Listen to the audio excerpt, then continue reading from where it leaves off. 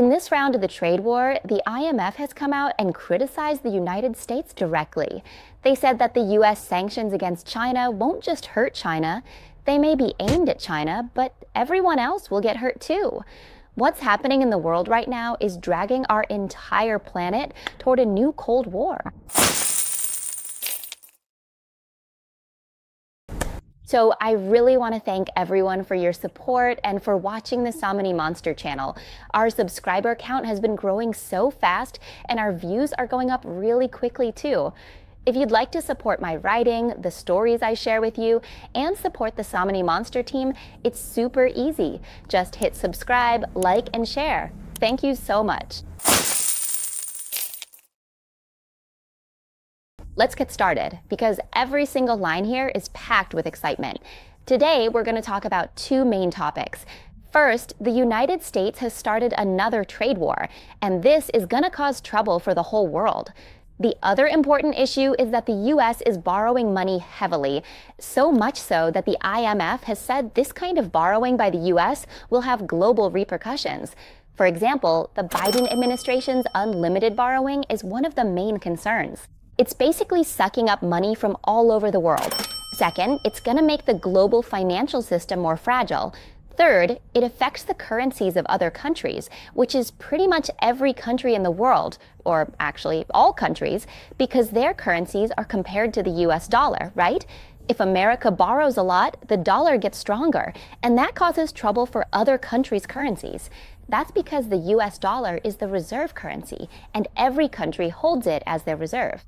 Or they all hold US dollars. So whatever the United States does, whether it raises interest rates, prints more money, or even seizes other countries' assets like what happened with Russia, it ends up affecting every country. And right now, the United States has imposed sanctions and raised tariffs on Chinese goods. The action that really shook up the whole world was when the US slapped sanctions on China all at once, 280 items, and not just regular sanctions, but extra tough ones. I think these tough measures will probably keep increasing. Plus, the US is trying to get the G7 on board too. At the moment, I'm watching closely to see if Europe, as part of the G7, will go along with these sanctions. And will they also block Chinese goods this time around? Because if the G7 joins in, our world will end up with a massive trade barrier, clearly dividing the world into two sides. So right now, the United States is definitely aiming its trade war at China. But the thing is, this weapon isn't just going to hurt China, it's going to hurt everywhere. And importantly, this isn't the first time for China, right? They've been sanctioned or had a trade war declared on them by the US before. And personally, I think China is smart enough not to let itself get hurt by the same old thing from the same people, especially when it's so easy to predict that it's going to happen again. That's why China has been building things, like investing in high-speed rail infrastructure, right? And their waterway networks have become part of China's land and maritime strategy. I actually talked about this in this video. It's about China's maritime superpower ambitions. And the IMF, by the way, is still pointing fingers at the US. One more thing, the IMF says that the only way the US can help support the global economy or lead it in a positive direction is by maintaining its status as a free trade nation, or in other words, by keeping free trade alive for the world. And do you know why? Because the world has changed.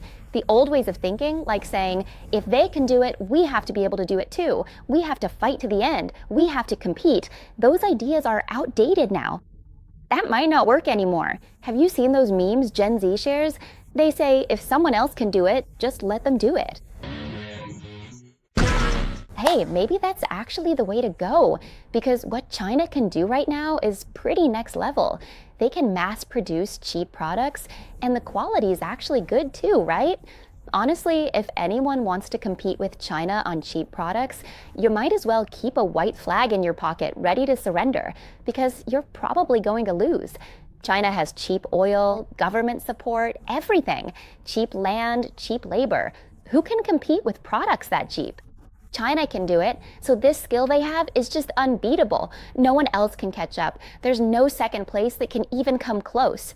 This is one of the reasons why Janet Yellen, the US Secretary of the Treasury, has been so vocal, saying, hey, the Chinese government is supporting their products to be this cheap. It's not fair. It's not fair trade at all.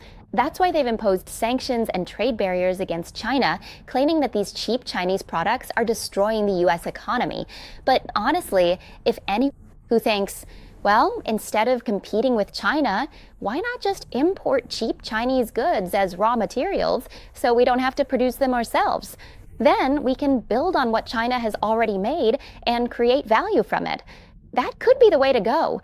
Because China produces so many affordable products with decent quality, these goods have become essential in various industries in many countries.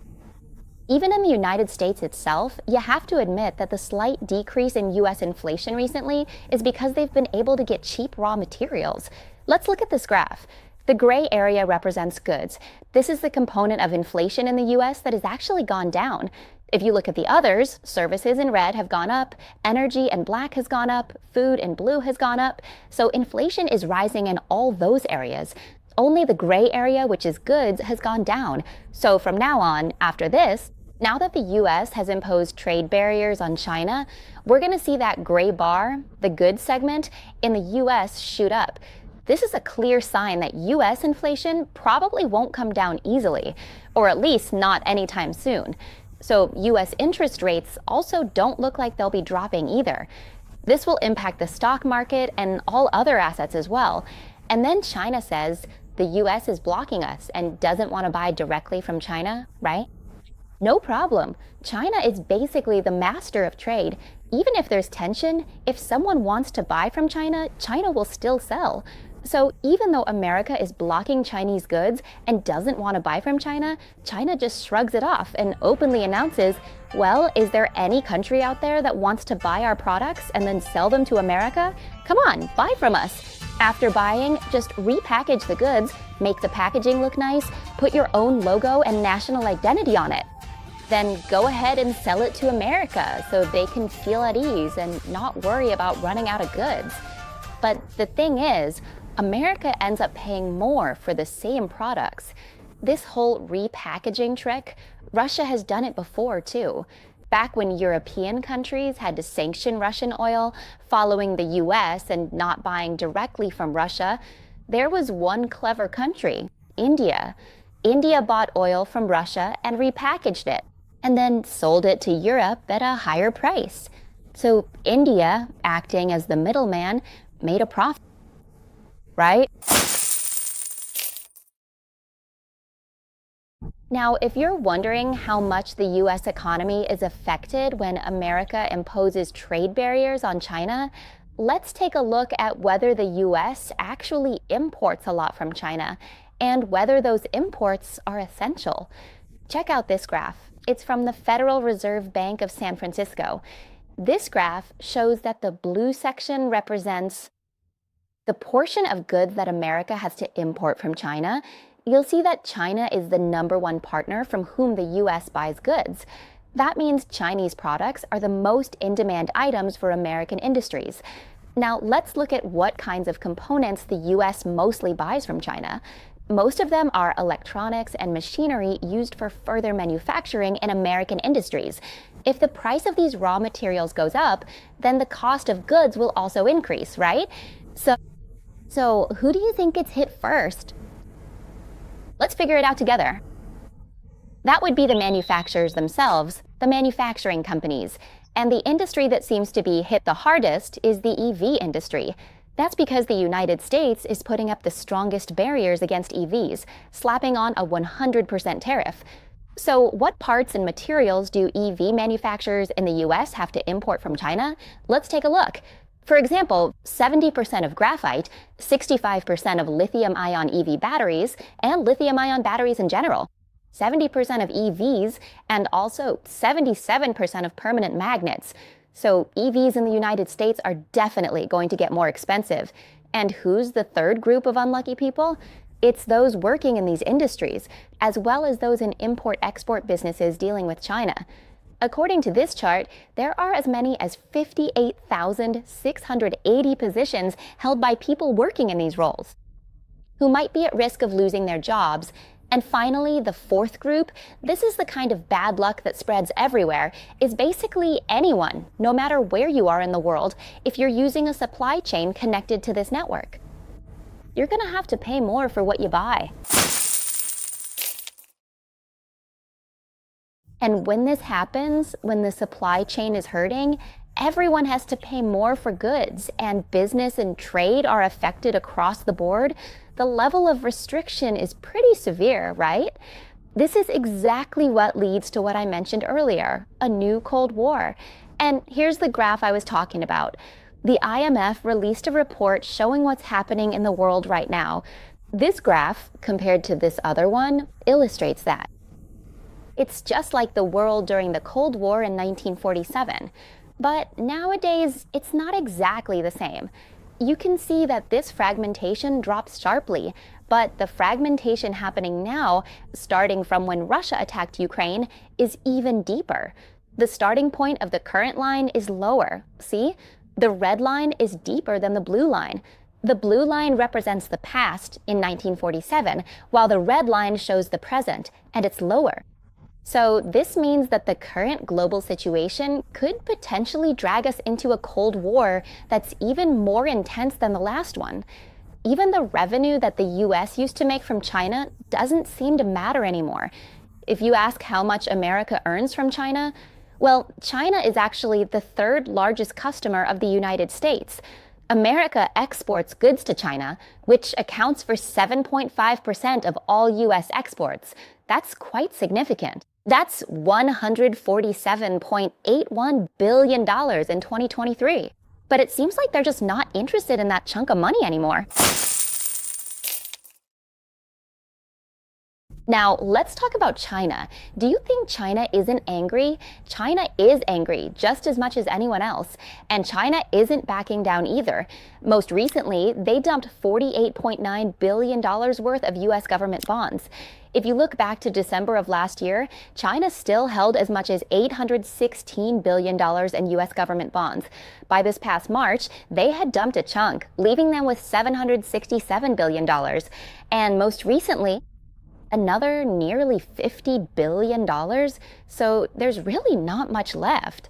It's possible they could get rid of it all, but they can't do it all at once. Let's look at this graph. You can see that China has been dumping US government bonds without any hesitation since around June 2022. This clearly shows that China is making it known they're not interested in supporting the US dollar as the world's reserve currency anymore. By stockpiling as much gold as possible, and China has been doing this continuously since 2015, the less US dollars they hold, the more China can free itself from risks associated with the US dollar, whether those risks come from positive or negative power exerted by the United States.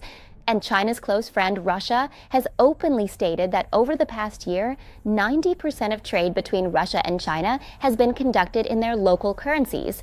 This is a clear sign. This serves as a clear demonstration that everyone in our world can live without relying on the dollar system.